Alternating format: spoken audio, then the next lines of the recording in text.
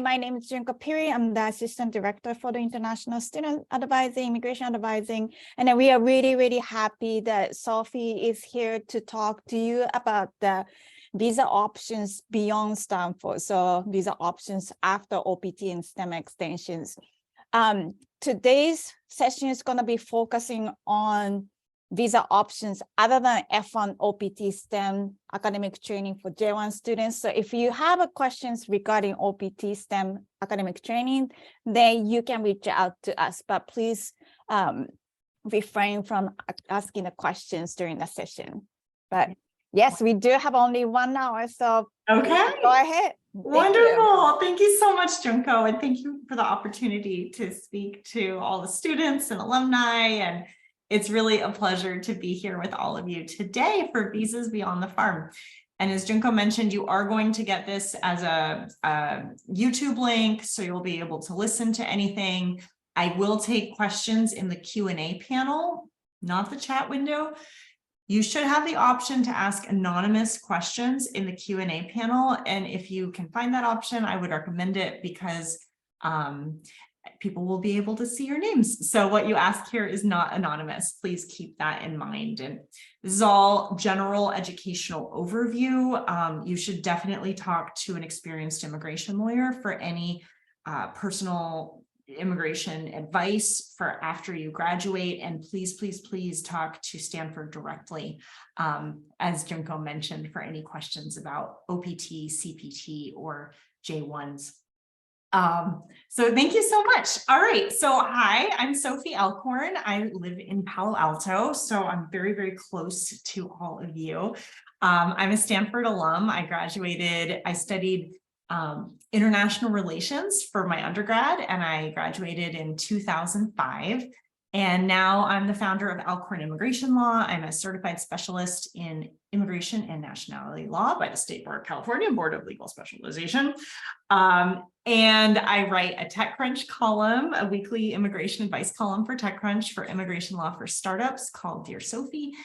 Have helped thousands of people with their immigration, and recently I've been in a whole slew of newspapers about everything going on in tech and the economy with layoffs. We're going to be speaking a little bit about that because I know it's been affecting some students. So we'll talk about how you can be empowered with your immigration and do it without having to marry some American person and without needing to rely on an employer for your future job and your future immigration security.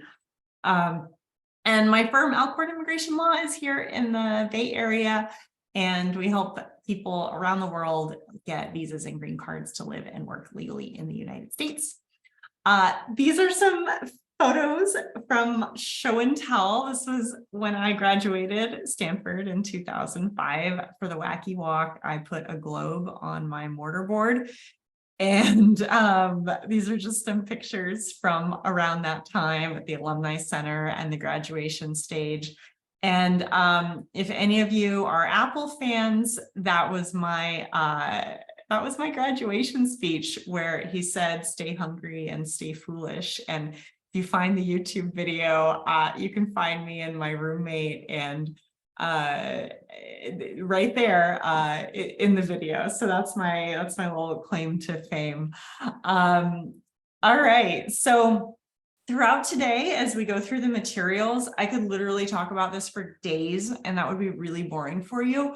So if you do have questions, the sooner you can put them in the Q&A panel, then that will help me judge the amount of time I need to allocate for questions, and I will take them throughout as I can. But I definitely want to reserve some time at the end to get through as many questions as possible. So thank you. I see that first one coming in the Q&A panel. That's awesome. And I have a ton of material, and a lot of it is like an overview, just so you know how you're situated and what the lay of the land is. Before you drill down into your more specific immigration plans for your future. Just a little bit about the firm. Our mission is to overcome borders, expand opportunity, and connect the world by practicing compassionate, cutting-edge, and rigorous immigration law in service of the betterment of humanity. And really that boils down to removing barriers and obstacles so brilliant people like you can follow your heart's mission and purpose and change the world in whatever ways that ends up looking like. We're part of the whole Silicon Valley venture ecosystem thing. So we definitely try to help our clients with, connections. And for example, like my editor at TechCrunch wants to publish how-to stories of how founders make it, how people, develop their crafts. So those are some of the opportunities that we like to try to provide. Also, for example, Founders Network, another organization that I'm in, they're having a membership drive right now, and I'm able to nominate people. So just those are some of the things we like to do for folks in our network. And my slides are a little slow, so just bear with me if that happens again. So high level overview, like how does this whole immigration system work? Well, if you want to get a green card, that is permanent residence, and that's a lifetime status. And it's necessary if you ever want to become a citizen one day. But if you have a green card, you don't have to become a citizen. And if you want a green card, you actually don't even need a visa. So if you ever need to go back home and spend a few years with your family, but you know that you want to move back to the US eventually, we're going to be talking about how you could even just apply for a green card by yourself from your home country to come back here one day, no visa needed. But for those of you right now who are all F1 or J1 students in the United States, you're on a visa and you probably don't want to have to go back home and wait for a couple of years or more to get your green card. So we'll be talking a lot about changes of status and applying for other types of visas to allow you in the short term for a period of months or years or whatever to work in a specific location or for a specific company or do specific tasks in the United States. Most of you are very familiar with this kind of standard student immigration journey. For many decades, the way it's gone is, you enter your US university education bright-eyed, full of possibilities. You'll only get a visa for an F1 or J1 if you do not have immigrant intent. And if you can, make a good faith statement that you plan to not stay in the US permanently. But over the course of your educational programs, many students end up deciding, I need work experience. I want to stay in the US after I graduate. So that's where typically employment-based green cards and employment-based visas like the H-1B lottery, which we'll talk about, PERM, I-140, all those employment-sponsored options, that's where they typically come into play. For any questions about F1 CPT, F1 OPT, or STEM OPT, please talk to Junko and her wonderful team about that as well. So that's the typical journey, but you don't have to be on this post-graduation corporate sponsored assembly line. There are other options, both to be startup founders or to have a broad itinerary of work services that you want to offer, to go into academia as like a researcher. There's tons of things you can do, and we'll talk about how. So first, some just recent updates, and you're already in great hands. I speak at a lot of universities and they don't all have this information available. Stanford is exceptional, but just high level update, premium processing is now available for electronic filing of work permits in for OPT and STEM OPT. That's really cool. It can help people get out of a pinch, definitely. You're responsible for monitoring your own deadlines, and the Stanford office is there to help you. Another cool thing that's been happening lately that is still continuing, this is a result of COVID, but it's the fact that you don't necessarily have to go to a visa interview at a consulate in your home country to get a work visa in your passport. Before, everybody always had to go to a visa interview, like to get an H-1B or an L visa. We'll talk about what those are. But they've been waiving interviews, and even this year up ahead, what we're hoping for is this pilot program where USCIS is going to launch getting a visa in your passport while you're physically in the United States without traveling for a new category of work, such as an H-1B or an L1. They're finally doing a pilot program 20 years after 9/11, they might have the technology to do biometrics in place to be able to offer that where they, haven't been able to do that for many, many years. So that would be really cool too.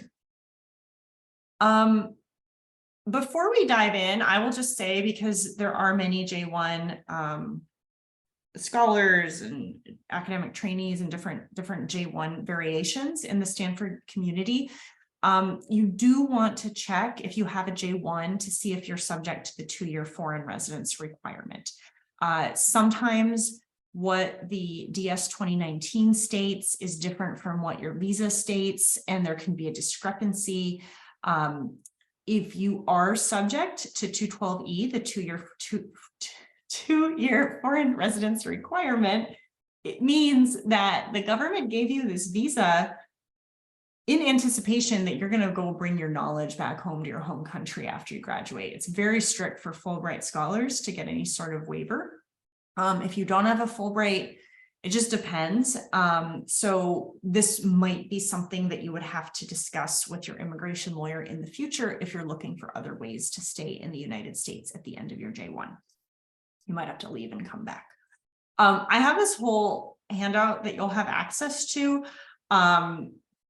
But just a preview here, there are many types of visa and green card options. Some of them are parallel, some of them are not, but we are going to go into some of those now. And I see, I see some of the questions coming in, and we did answer the one about we might be able to get an H-1B in the US without having to travel abroad. That is true.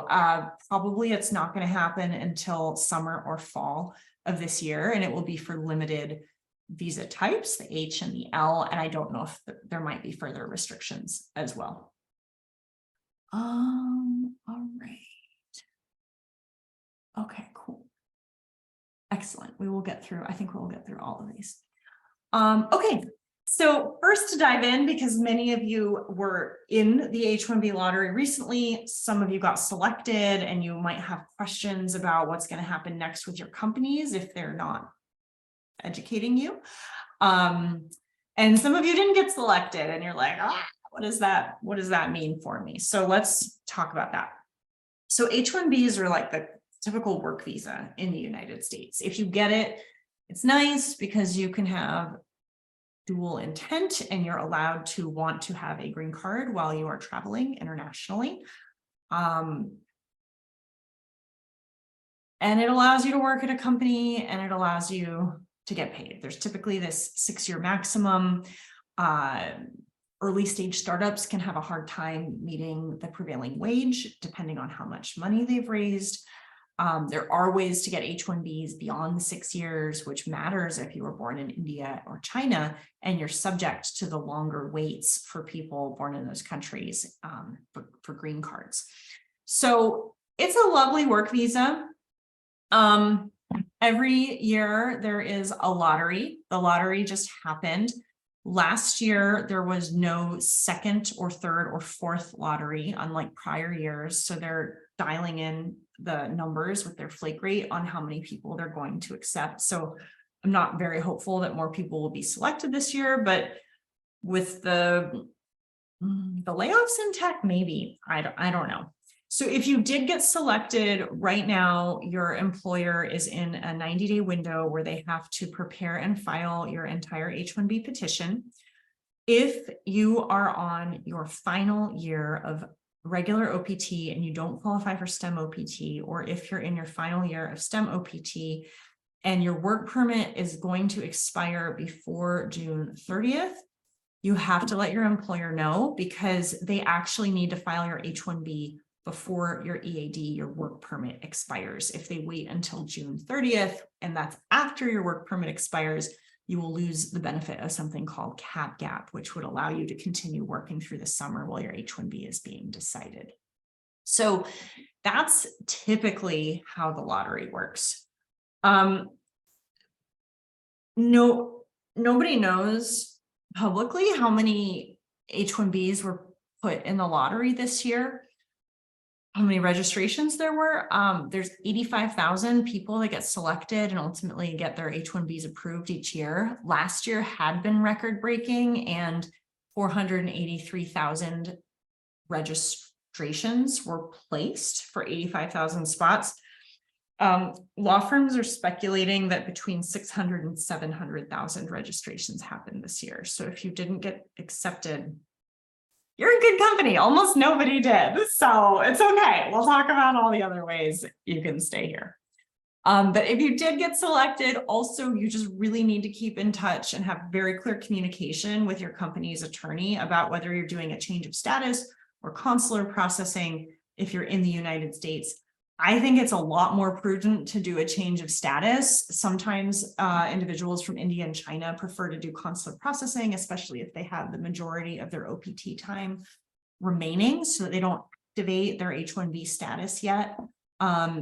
And they can basically preserve time for the green card process since it takes so long.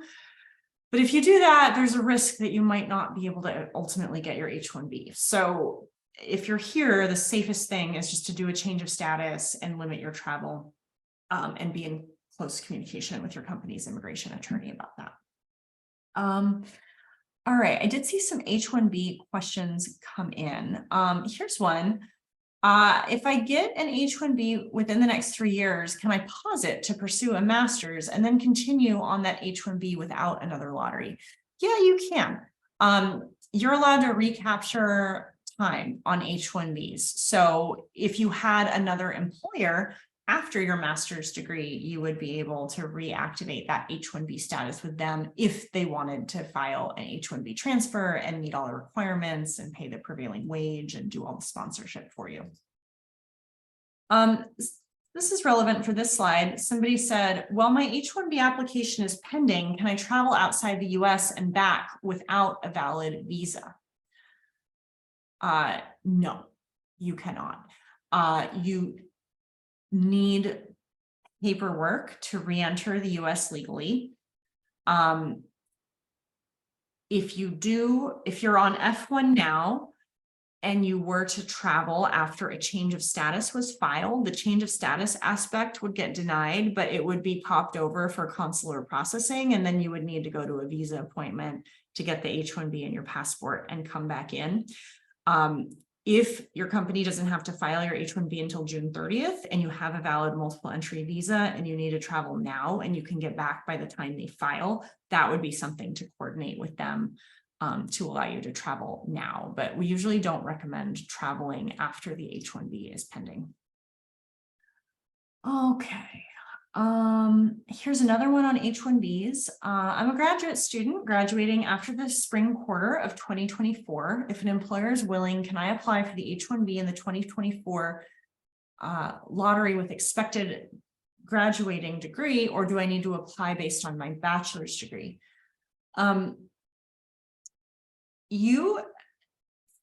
Let's see.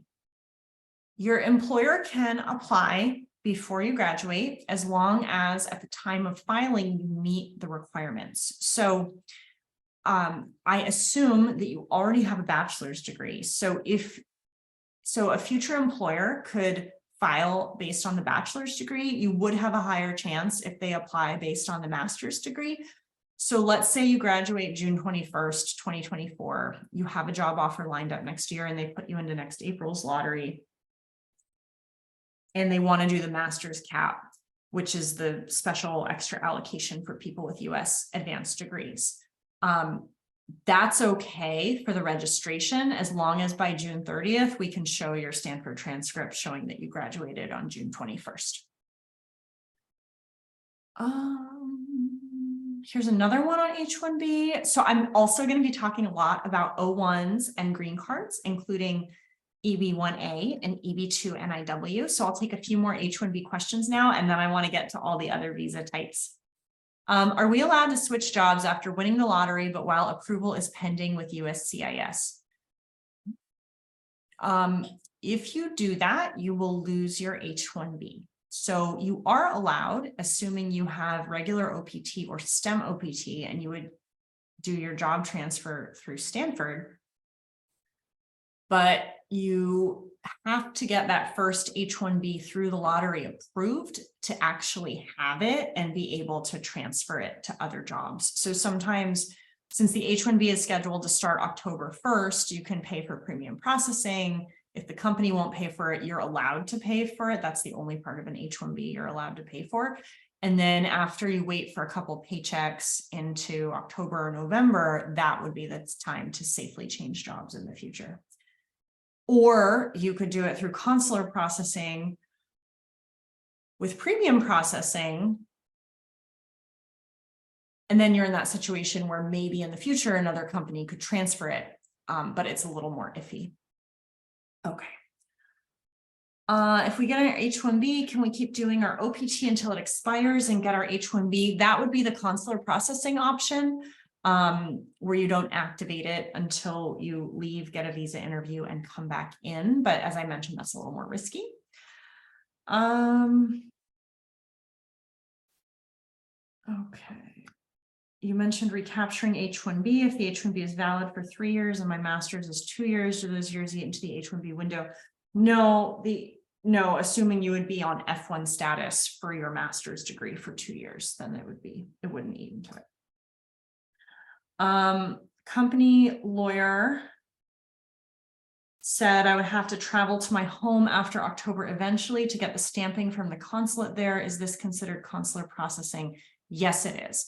And you don't actually have to do that unless you want to travel to other countries. If you are fine being in the United States for the next 3 years while your H-1B is valid and you do a change of status, then you would never have to travel. It's just that if somebody has like an urgent thing, or there's a wedding, or you want to go on vacation to I don't know, the photographic safari in Kenya or something, you would need a visa to come back in on H-1B status. But during the pandemic, some people never got H-1B visas and it was fine.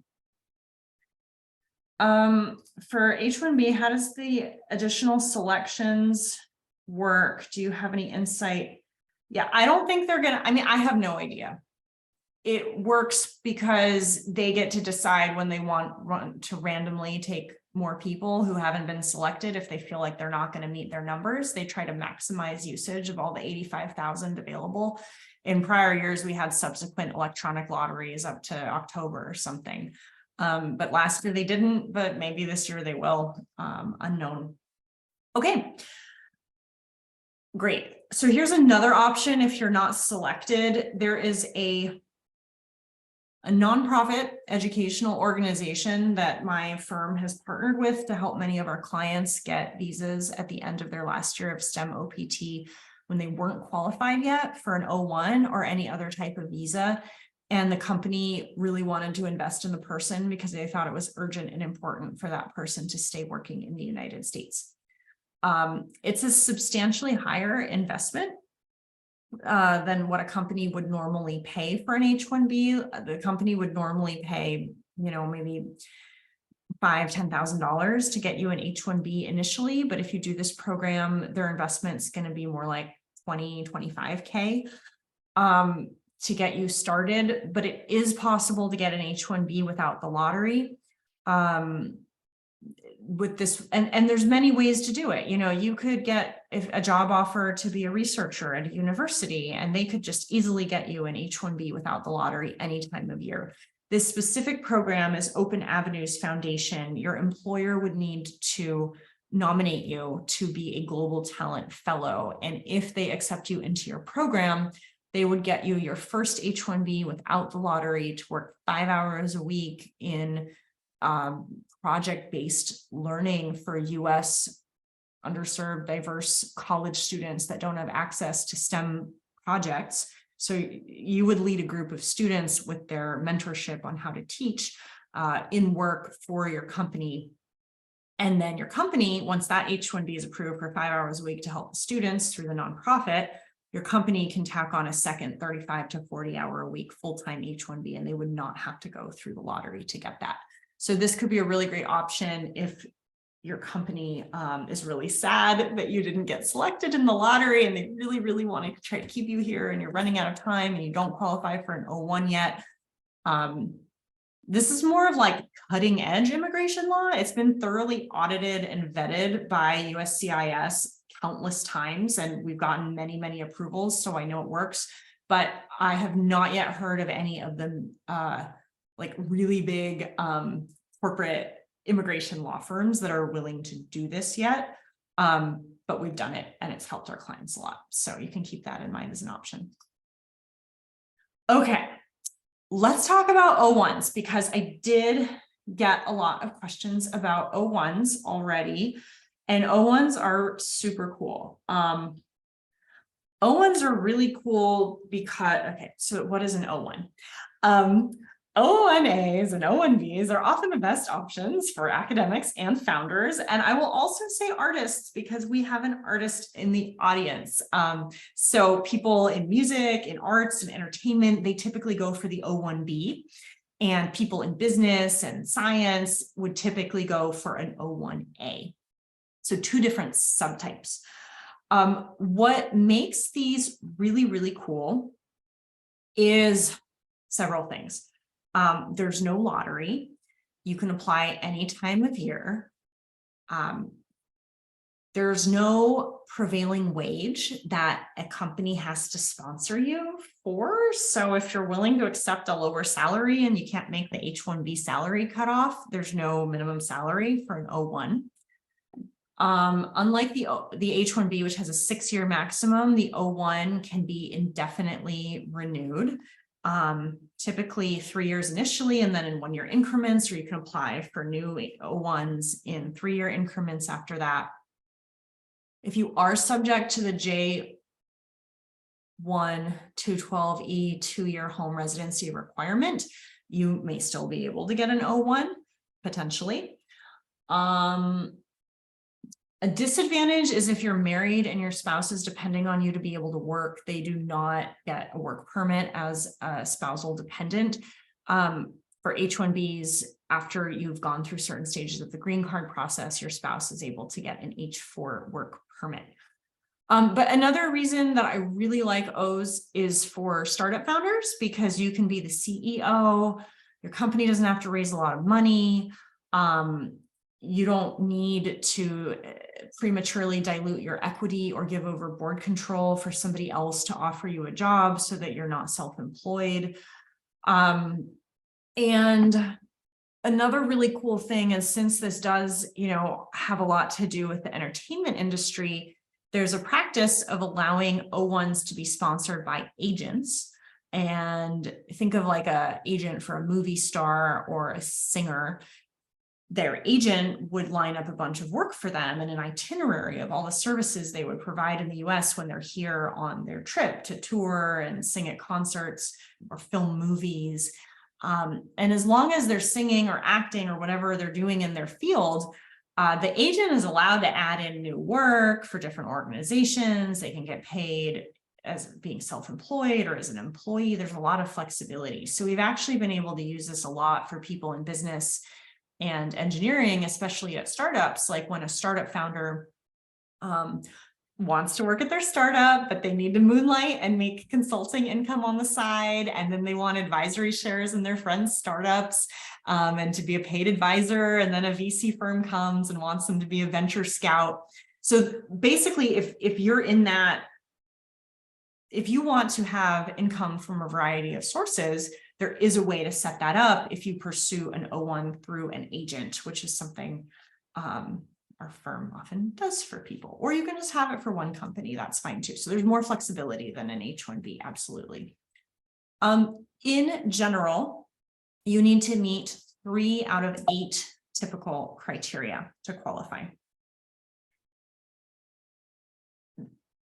We often find that people who meet 4, maybe 5, have a good shot at getting approved. If you meet 3 and they're really strong, you could get approved. Sometimes people meet 7. This is one of the places where I see people get caught up with their own imposter syndrome and then procrastination, especially high achieving perfectionists who are really, really good at doing things, like you guys, Stanford students. It's very easy to be like, oh my God, I know that my life dream is to get to, that distant horizon, and I'm only a few steps into my journey. You're like, how can I be one of the best people in the world and have extraordinary ability in my subfield in my country? based on the measly work that I've done, but you fail to look behind you. You don't actually have a realistic version of the playing field. So I would encourage you to consider your options and also really do a thorough job of figuring out if you can get an O1 if it's something you're interested in. We see a lot for academics and like people who have a strong background in research, even if you want to go in-house at a company somewhere. And we also see these used a lot for startup founders, but you can be very creative and flexible about the field you're going to apply it to. So, for example, if you were, let's just make up that you're an international F1 student, you're at Stanford, you're on your first year of OPT, you have a startup in artificial intelligence, generative AI, and you get some press coverage back in Hungary for your company, your US company, and then a VC invests $500,000 and then you win a hackathon. And then you're featured in TechCrunch, and then you join Forbes Council and you write an article. Like, this is a very standard path that people can navigate to make the O1 possible. And it's absolutely possible to do it coming out of Stanford. You could even do it while you're still an F1 student. There are a lot of things. There's a lot of things you can do that do not constitute any unauthorized employment, completely legal volunteering efforts that you could do well before you graduate to set the stage to qualify for an O1 after. One of the things I'm contemplating doing is offering like a free mastermind thing, accountability group, specifically for Stanford students that want to build out their credibility for an O1. I have on my website, I do have like a paid offering virtual class that I recorded at one point, but I see so much need in the Stanford community that I'm thinking of doing something like that. So, you know, if you're interested, I'm formulating what that would look like, and you're welcome to connect with me on LinkedIn or send me an email. I'll put my email in the chat window. It's just Sophie@alcorn.law. And if that's something you would be interested in, I'm thinking of putting that group together either this spring or perhaps in the fall. But it would basically be like, how do we harness these free volunteer resources in and around the Stanford community so that more people can build up their prizes and awards or their memberships or their PR or judge competitions or, you know, create original things to become qualified. Because if you've gone through everything it takes to become a part of the Stanford community, I know you're extraordinary. And so it's really just a matter of demonstrating it with sufficient evidence to the US government, but it's absolutely possible. Okay, so these, somebody asked about the green card. So this is a foreshadowing of the EB1 green card, which I will talk about, but it's basically this. Plus, if you have had commercial success as an artist, there's a couple more EB1 requirements you can use to get a green card based on extraordinary ability. So I'll talk about that more in a little bit. Somebody did have an O1 question. Oh yeah, and I'll also just say, if you're in a STEM field, the government, the Biden administration just made it a lot easier to qualify for an O1 for people in STEM. So like, even if your patent hasn't been adjudicated, even if it's still pending, they will use that.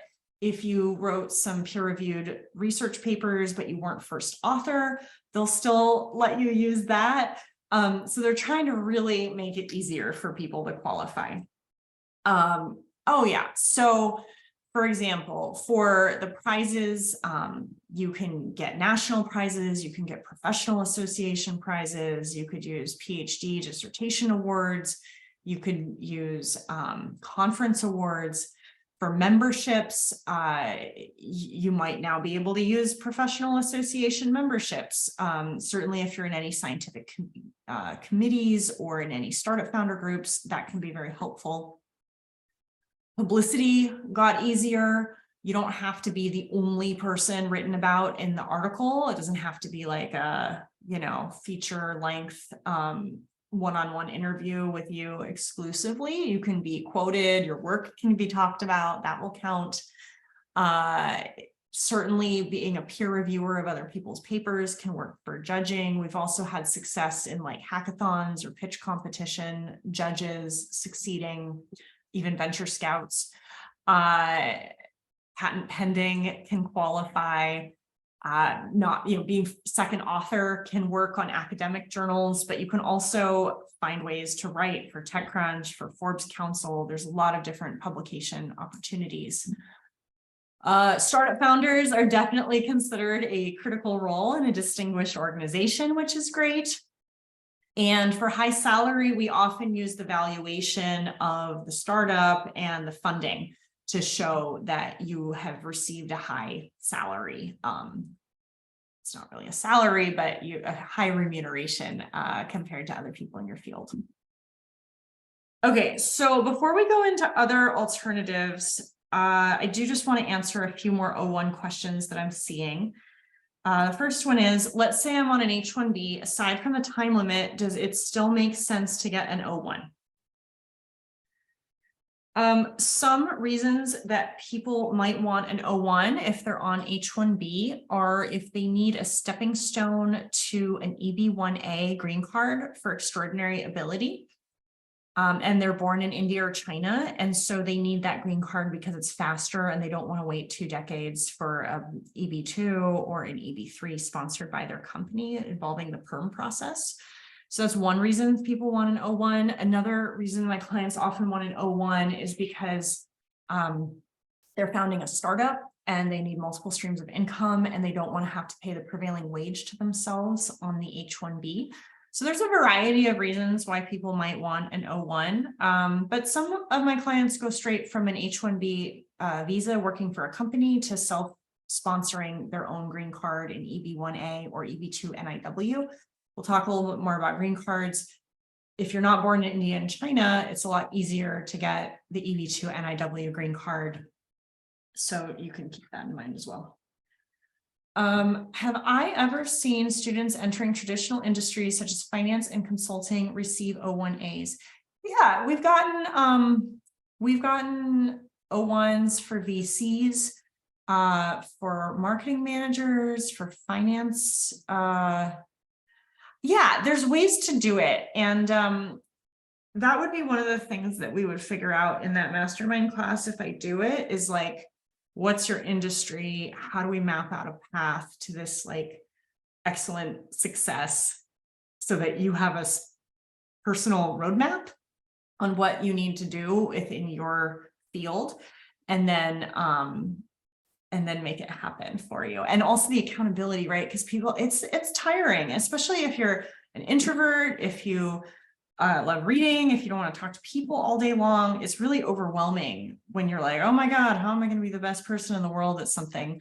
But I will say, oh, and I appreciate the support in the Q&A. I will say that when I started my law firm, I was a stay-at-home mom in Mountain View, and I had taken 4.5 years off of working. I was an immigration lawyer, but I hadn't practiced. And my professional network was in LA, not San Francisco. And I basically just bootstrapped my firm out of my kitchen. And I was under a lot of pressure to build a brand fast because I was going through divorce and I had 2 little kids. So basically what I did was I was like, okay, I want to help the world's most brilliant people, and I need to feel competent to help them. And I had imposter syndrome too. And I was like, well, if I can qualify for an O1 or an EB1, then I will feel okay accepting clients who are at that level of brilliance. So I actually used the O1 criteria as like a marketing roadmap for my law firm. And it really worked. I got a TechCrunch column and all these things happened. And likewise, one of my Stanford graduate students, I helped her get an EB-1A before she got her MBA at Stanford. But I made her write all these articles, and she got them published in a Chinese online product management magazine.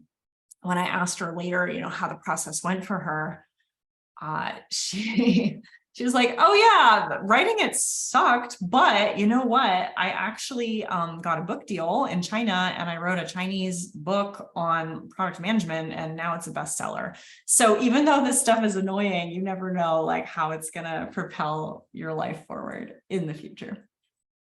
All right. For artists, there are different criteria. And if you email me, I'll be happy to send those to you separately.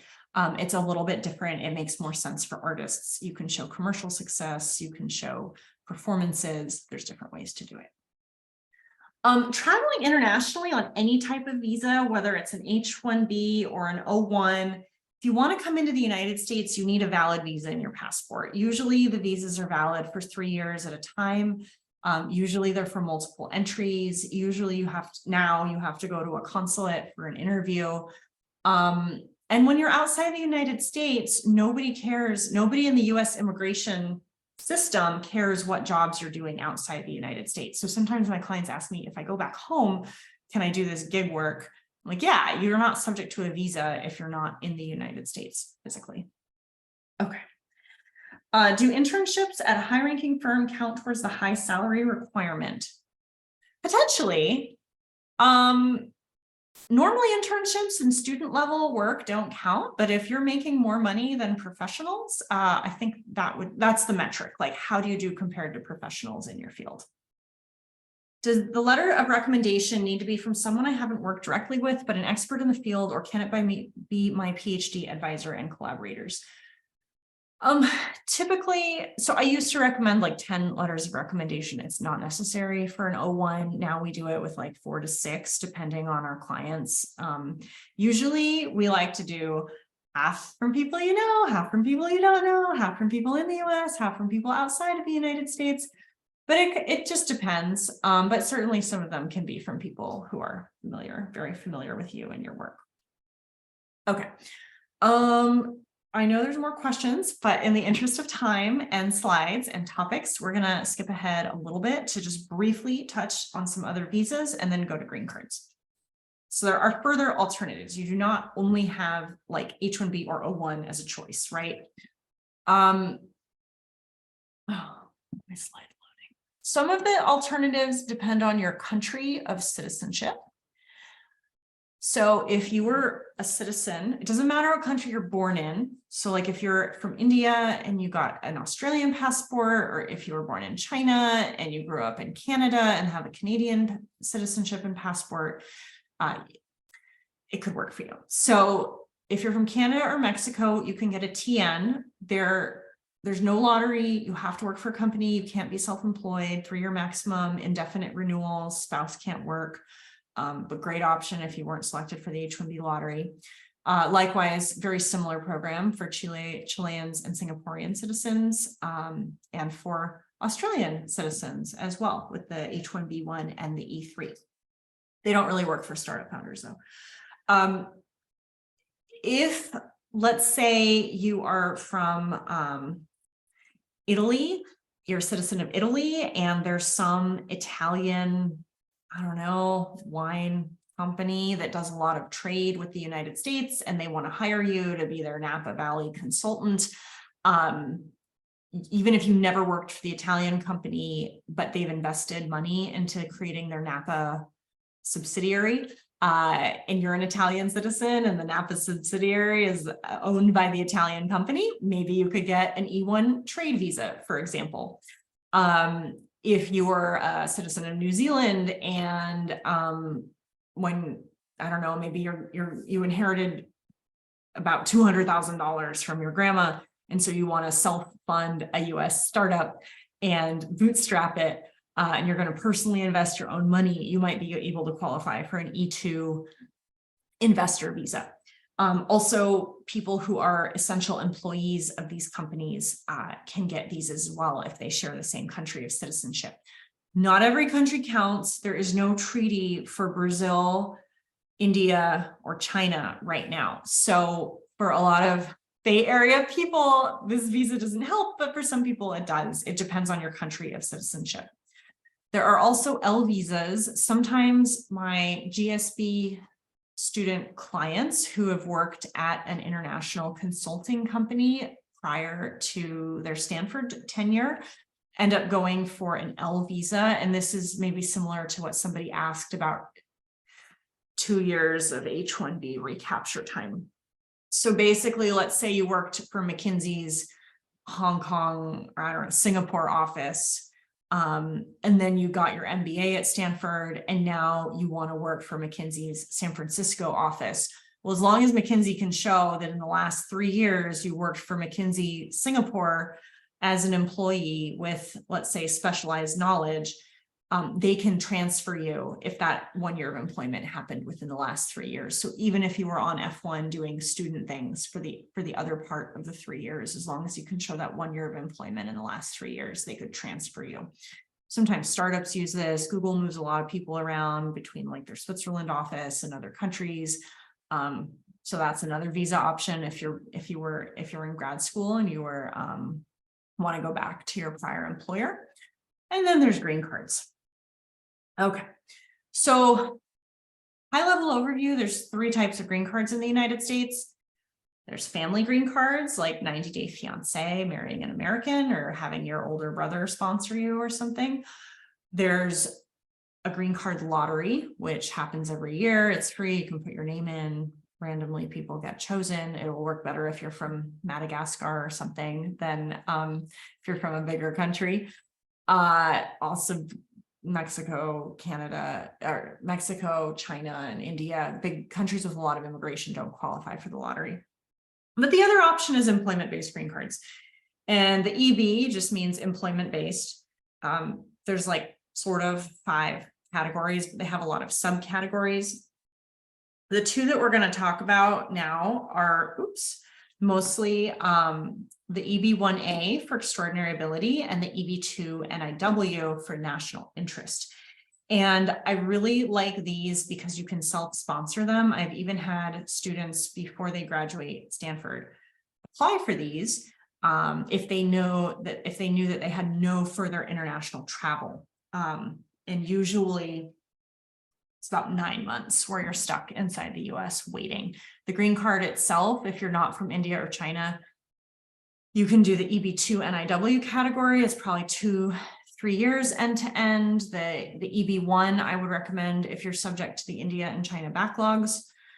And a reason that somebody would not be subject to the India or China backlogs if they were born in India or China is if they married a spouse from a third country. So like, let's say you're from India, your spouse is of Indian heritage or not, it doesn't matter, but they were born in Kenya, part of the Indian diaspora. So you would get to go in the Kenya line. You wouldn't have to go in the India line.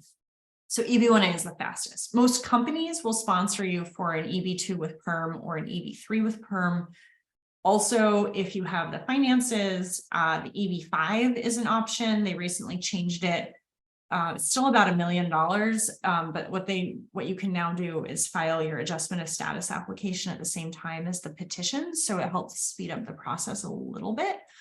But if you're bootstrapping a startup, it's usually better to go for an EB-1A or an EB-2 NIW rather than all the complexity of an EB-5 for your startup. Okay. So I'm going to talk a little bit more about the EB-1A and the EB-2 NIW. So the EB-1, okay. So the EB-1, you could also, go be a professor or researcher somewhere and get an EB-1B, or a multinational manager and you had an L1 like the McKinsey example, and now you're going to get an EB-1C. There's a lot we're not talking about today. EB-1A, we already talked about a little bit. It's like an O1, there's 10 categories. You have to prove sustained international achievement. So it's harder than an O1 because you need a longer term track record. So an EB-1A is the hardest to get, an O1 is the second hardest to get, and an EB-2 NIW is easier because an EB-2 NIW, you can get it with a master's degree or by proving exceptional ability, which is easier than extraordinary ability, as long as you can show that your future work is in the national interest. And anything in STEM is pretty much in the national interest right now, because the Biden administration also had this new regulatory framework that makes it easier for people in the STEM fields to get this national interest waiver green card. So if you don't have the backlogs from India and China, you could potentially just get yourself a green card right out of Stanford and your master's degree, or even potentially as a graduating senior, even before that. So it's lovely, and you can both with an EB-1A and an EB-2NIW, you can get premium processing, you can self-petition. In general, these green card processes have 2 phases. There's an I-140 petition, and now both allow for premium processing, 15 days for EB-1A, 45 days for EB-2NIW. And then whenever your priority date is current, you can do your second step, the I-485 adjustment of status application to actually get your green card. There's no premium processing for that. It typically takes 18 to 24 months, and you might have to go for an interview. And along that journey is where you can get landlocked in the US at the beginning until you have your combo card, which is a work permit / advanced parole travel document. And at the end of that is where you finally get your green card. So the Biden administration made it easier to get EB-2NIWs for national interest, which is lovely. You can do it based on your plans for what you hope to do in the future after you get your green card. The EB-1A is more retrospective, like what have you accomplished in your career so far? And EB-2NIW is now specifically allowed for entrepreneurs as well. Okay, that's always so much. Okay, so if you need my firm's help, we're happy to. We help founders, we help growing tech companies, we help families, I've said individuals. You know, certainly no obligation to have us do anything for you, but I will just briefly share that when you're going into this process, you want to, these things take a lot of time. We try to project manage everything pretty consistently so that you know if you're going to be filing your papers with the government in 4 weeks or 12 weeks, but to have some basic idea over the time frame. Often one of the things that gets in the way of our clients the most for O1s, EB-1As, and EB-2NIWs is getting us the evidence, because imposter syndrome kicks in, and then procrastination, and then what if you need more accomplishments and it's annoying because you're a programmer and you're not a writer, blah, blah, blah, blah. So that's why I was thinking of trying that group. The government filing fees, you're not allowed to pay for an H-1B or perm. So if your employer tries to make you pay that or the lawyer's fees, that's a problem. But for everything else, you're allowed to pay for it yourself. And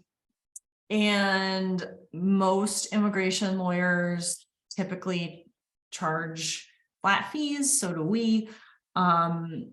There might be requests for evidence. We charge flat fees for those now, not hourly. We try to make it as palatable and budgetable as possible. Most immigration things for one person end up being somewhere between $5,000 and $15,000, depending on what you're doing and what the law firm, what you're hiring the law firm for. You're welcome to just email us directly at hello@alcorn.law if you want to do anything with us.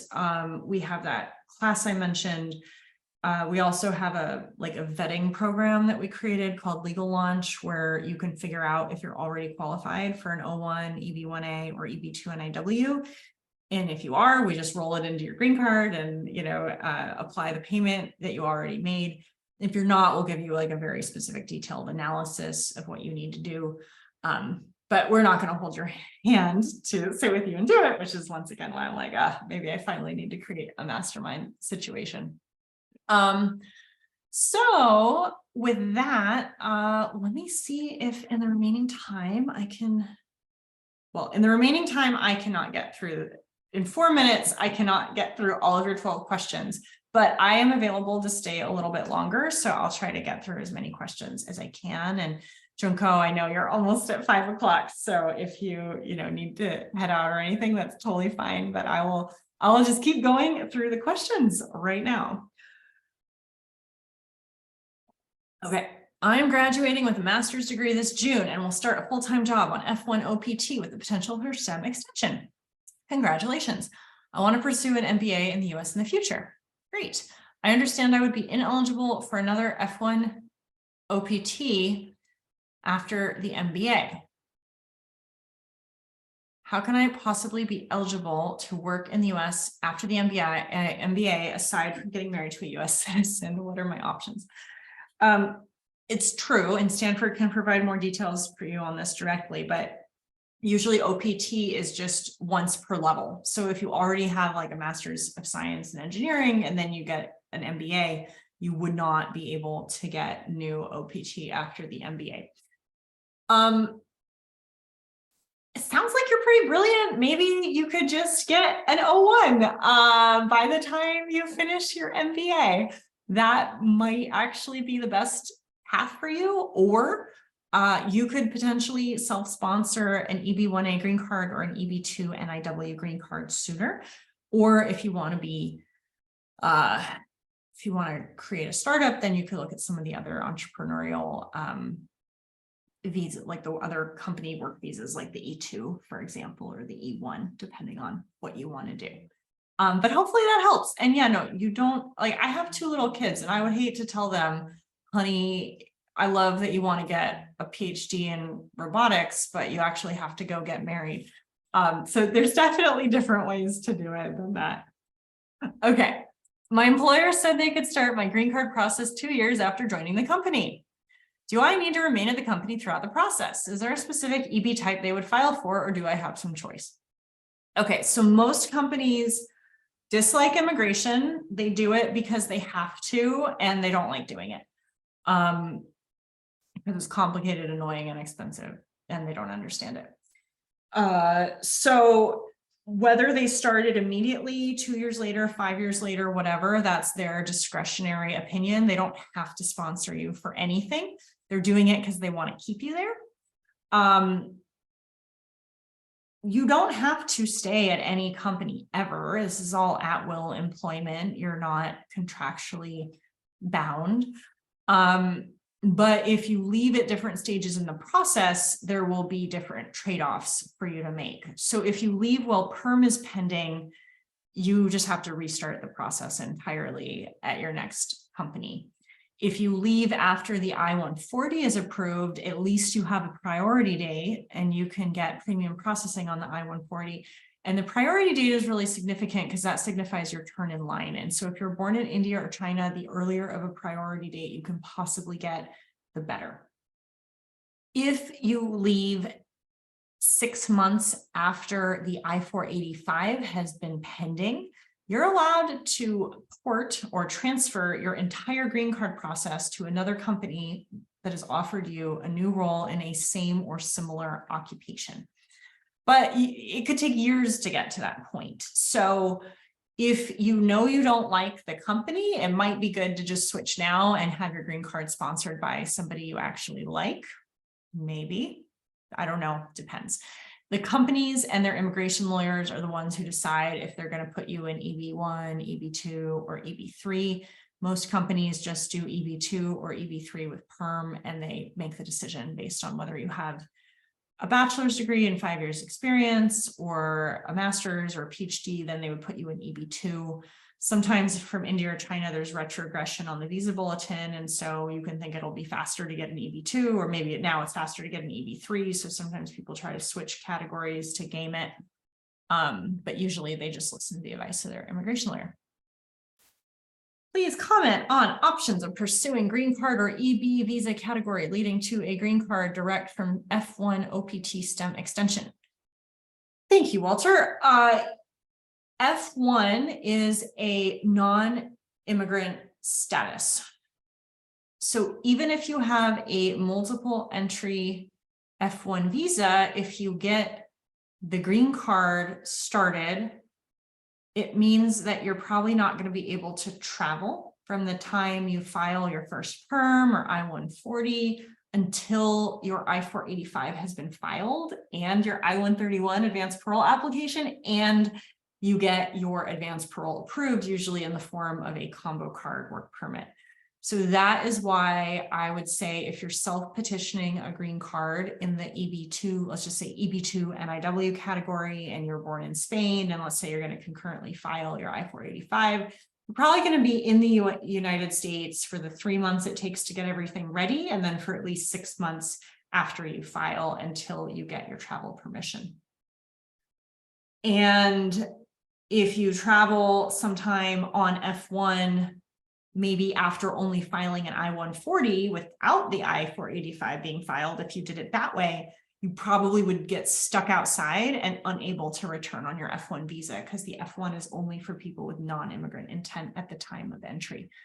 So it's better if you're going to do a green card right out of OPT or STEM OPT, it's better if you don't have any needs for international travel. And if you have traveled internationally recently, then we want to make sure that enough time has passed before we file the documents. Can a U.S. university sponsor CAP-exempt H-1B, or does it have to be a public or state university?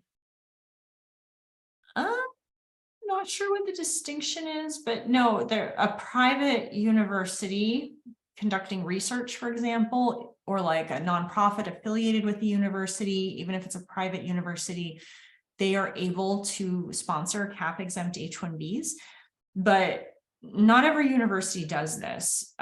Different universities have different hiring practices, different immigration programs that they're willing to offer their faculty and their researchers.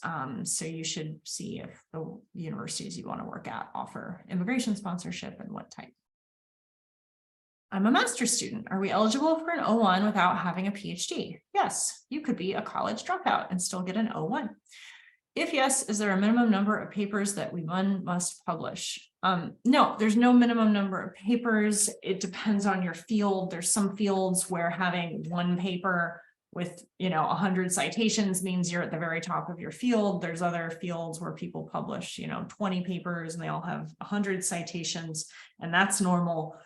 So it depends on your field, but the degree and graduating are not required. So if you have already written papers and you have some citations, it's worth at least taking a look. What are advantages or disadvantages of the O1 over the H-1B in terms of timeline, flexibility, changing companies, travel, etc.? I think I went into that. For both, if you want to change companies formally, you would have to do an H-1B amendment or O1A amendment or transfer. Unless you do the O1 and you have the agent and you have the itinerary of services and you're going to continue to work in your field, then the agent can authorize you to change jobs without filing a visa amendment, which is very helpful. How do legal fees compare for a self-sponsored O1 compared to an EB1 or EB2?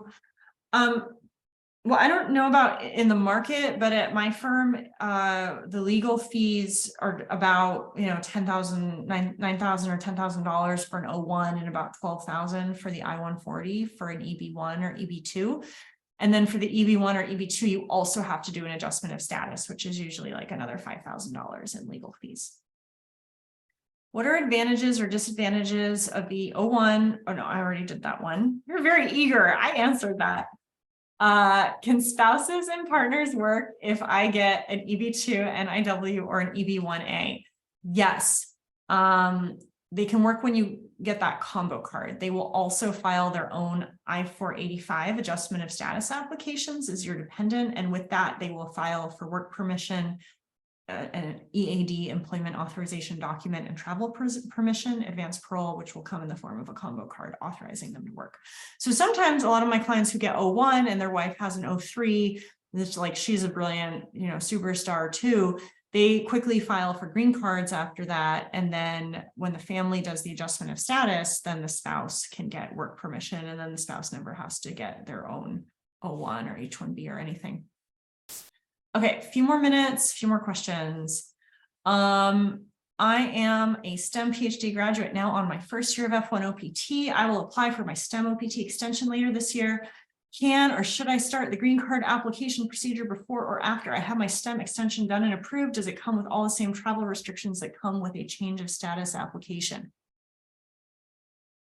I would say that now is the time to figure out if you are qualified for a green card so that you can start laying the groundwork for any additional evidence you need to gather when you're ready to apply. And then often our clients start the documents before STEM OPT extension is filed. And now you could file a STEM OPT extension with premium processing. And then after that, you could file your green card that's often what people do, but since you're so early, you might be able to do this first, maybe, and even get your work permit from the green card process before you need to file STEM OPT. So I would say it's worth reaching out, and we can talk about it individually with my team. Does it come with all the same travel restrictions? Yeah, I mean, once you're filing a green card, you're stuck in the country basically, unless you're on a dual intent visa, such as an H-1B or an L-1, typically. Is an EB-1B easier than an EB-1A when working as a research scientist in industry? I think so, but not every company qualifies. And I don't know if it has premium processing yet. And the companies have to have, you can't be like a one-off researcher. Like the company has additional requirements to show that they have like a research institution inside the company with several researchers that are doing research. So it's a little bit more like it's easier for you, but the company it can't be like a startup where you're the first researcher. Is it easier to get a green card based on marriage, or is it easier based on employment for someone from India or China? If you are from any country in the world and you fall in love and have a good faith marriage with a US citizen, they can get you a green card within about 2 years. If your marriage is less than 2 years old at the time you get your green card, you will have a 2-year green card, and then you have to go back and do another process to show that you're still in love, everything was real. They got a lot of fraudulent applications. So as long as you're really in love with an American, that's the easiest way to get a green card by far. But I just hate hearing when people are like, oh, should I marry my friend? They won't charge me anything. Like, never do that. Never, ever, ever, ever do that. It's not worth it in any sense. The risk is being permanently deported for immigration fraud. It's just not worth it. Where can I find more details about the Global Talent Fellowship? Do you have any resources online you can point us to? Yeah, it's Open Avenues Foundation. I did a podcast with Danielle Goldman on my website. So if you go to alcorn.law and you search for Goldman, you'll find Danielle and the podcast and the resources, and you can also Google Open Avenues and find that as well. Does Alcorn offer one-off consultations? Yeah, we do. So you can reach out to us and we'll be happy to chat with you. And you're very welcome. And what do I mean by saying a person on a green card is stuck in the United States? A person applying for a green card from the United States through the adjustment of status process, particularly one who only has a non-immigrant intent visa, such as an F1, is stuck in the US as soon as any sort of perm or I-140 is filed and you signal your intent to immigrate with the US government until you get legal travel permission to depart the United States on an I-485 and re-enter on your advanced parole in your combo card. You're not actually stuck. You can leave anytime. It's just if you leave, you might jeopardize your entire green card process and you will not be able to get back in on your F1 visa, most likely. So I hope that clarifies things for you. Okay. All right. You guys are an amazing audience. Thank you so much, Junko, for having me today. Thank you so much, Sophie. And if students wants to get the recording of the Yes. session, which email should the students We're going to use? email it to everybody on the Zoom, and if Perfect. you can always email hello@alcorn.law or me, and we're more than happy to help you with anything you need. Perfect. Thank you so much. Okay. And have a great night. Thank you, you too. Thanks everybody for staying with us. Bye.